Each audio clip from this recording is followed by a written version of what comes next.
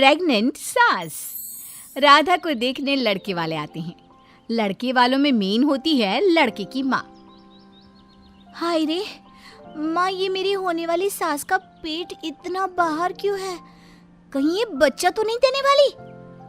अरे चुप कर, भला लड़के के लिए दुल्हन देखने आई है, वो औरत प्रेग्नेंट कैसे हो सकती है? माँ पता कर लेना, नहीं तो कहीं ऐसा ना हो कि मैं गई दुल्हन बनकर और बना दे मुझे घर की दाई, सास की केयरटेकर। ना जी ना। ठीक है, तेरा ये वहम भी मैं दूर कर देती हूँ। हाँ वो तो ठीक है, लेकिन डायरेक्ट मत पूछना, बुरा लग जाएगा ना, और राहुल जैसा हैंडसम लड़का मेरे हाथ से निकल जाएगा। अच्छा कोई जुगत लगाती हूँ। माँ बेटी अभी बात कर ही रहे थे कि राधा की होने वाली सास कहती है क्या माँ बेटी में खुसर पुसर चल रही है? सब ठीक तो है ना? हाँ, वो क्या है ना, हम लोगों का 4 मंजिला मकान है। चलिए ना ऊपर छत दिखाती हूँ मैं। अरे नहीं, डॉक्टर ने बिल्कुल सीढ़ी चढ़ने को मना किया है। और आप तो जानती हैं ना ऐसे समय में कितना मुश्किल होता है। आप तो अब बेटी ब्याहने निकली है तो इतना तो जानती ही होंगी। जानती तो राधा की माँ सब है, लेकिन जानना क्या है ये समझ में नहीं आ रहा। ऐसे समय में मतलब कैसे समय में?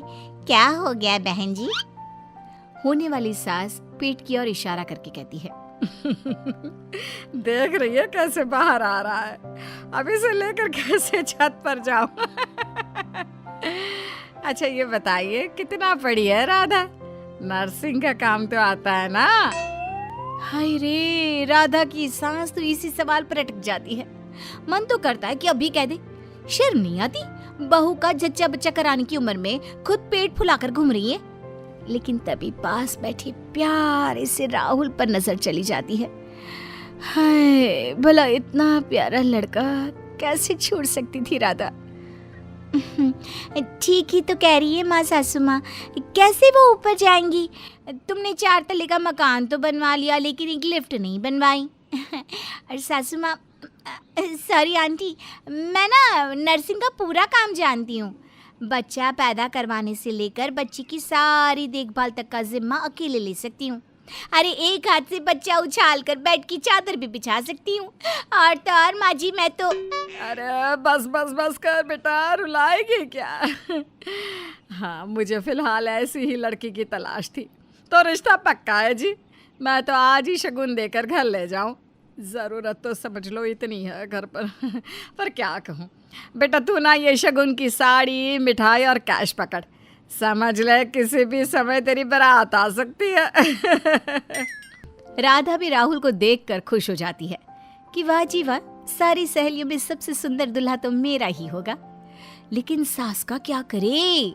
वो ख्यालों में डूबी थी कि कान में आवाज आती है हमें तो रिश्ता मंजूर है जी, अब आप ना शादी की तैयारी करें।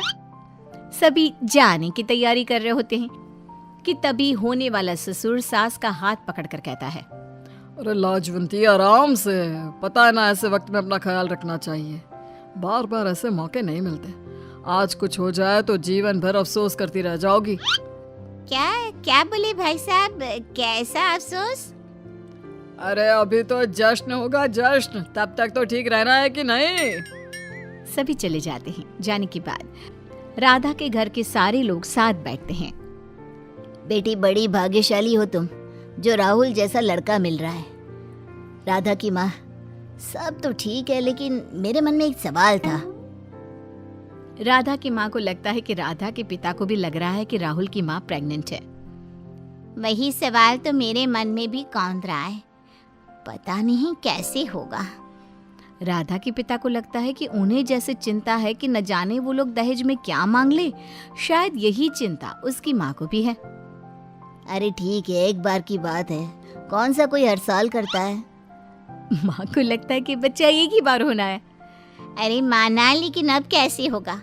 बेटी हमारी कहीं परेशान ना हो जाए। अरे ऐसे कैसे? नाना कुछ नहीं होगा, चिंता ना कर, शादी की तैयारी कर। राधा सबकी बात सुन रही होती है। उसे लगता है कि पापा कैसे ये फैसला कर सकते हैं कि उसकी शादी ऐसे घर में करवा दे जहाँ सास प्रेग्नेंट है। माना मैं लड़की को देखकर लट्टू हो गई, पर पापा को क्या हो गया है? खैर मुझे क्या, मैं चली सोने। राधा सोने चली जाती है कि तभी राधा के कान में राहुल की आवाज आती है। सामने राहुल खड़ा होता है। राधा, ओ राधा, कहाँ हो? उठो, तुम बोल रही थी ना तुमको जच्चा बच्चा का पूरा काम करना आता है। सामने राहुल को देखकर राधा हैरान रह जाती है। हाँ लेकिन तुम अभी अभी तो गए थे, क्या हो गया? देखो राधा, हम लोगों के पास वक्त नहीं है, तुम मेरे साथ मेरे घर चलो, वहाँ मैं तुम्हें सब बताता हूँ। हाँ वो तो ठीक है, लेकिन पहले माँ से तो बात कर लूं। नहीं नहीं, अभी वक्त नहीं है, मैं पापा को बोल दूंगा, तुम्हारे घर वालों से बात कर लेंगे, फिलहाल चलो मेरे साथ। राहुल राधा का हाथ पकड़ता है।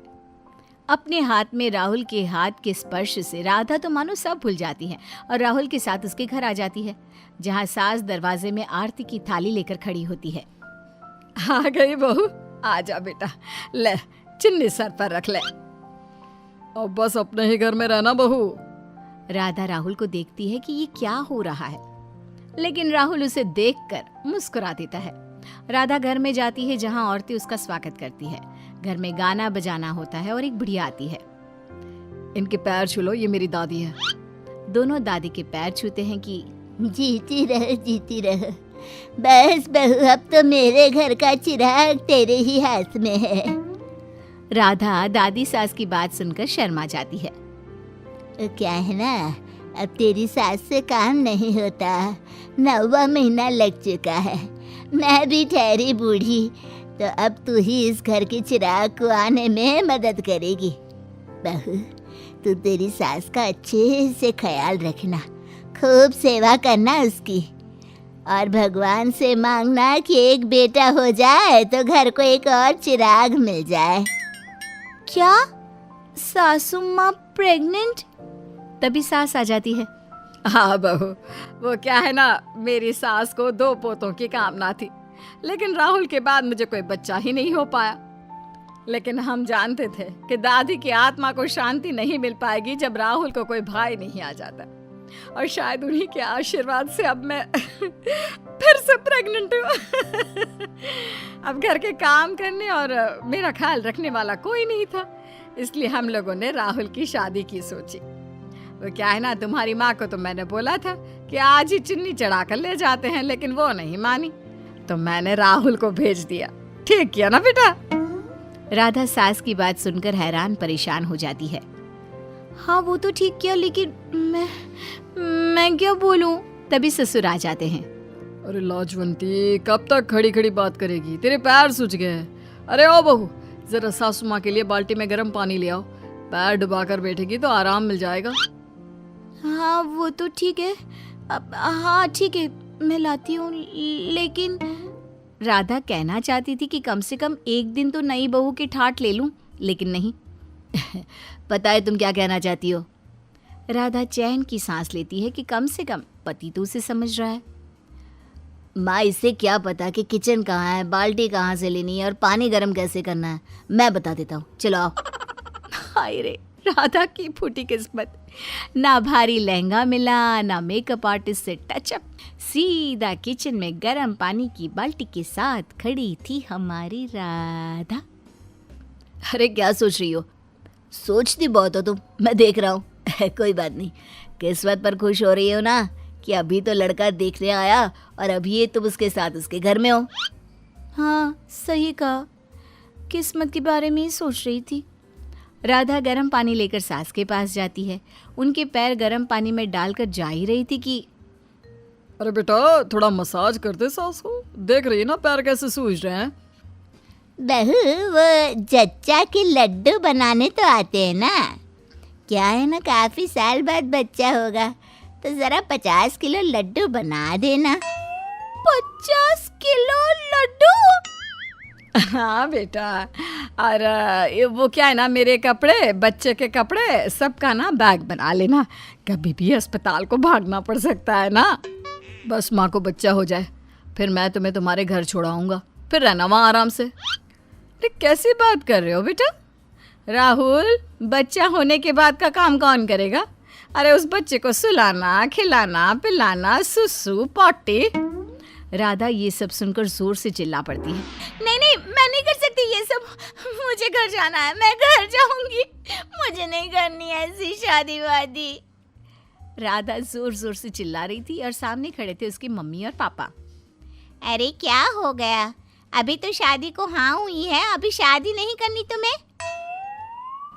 इसकी सास का फ़ोन आया था, कह रही थी कि उनके पेट में पथरी का ऑपरेशन है तो ठीक होने में 2 महीने लग सकते हैं, तो शादी की 2 महीने बाद की ही डेट रखे हैं। देखा नहीं था पथरी के मारे कैसे फूल गया था पेट। पथरी? पथरी है उनको?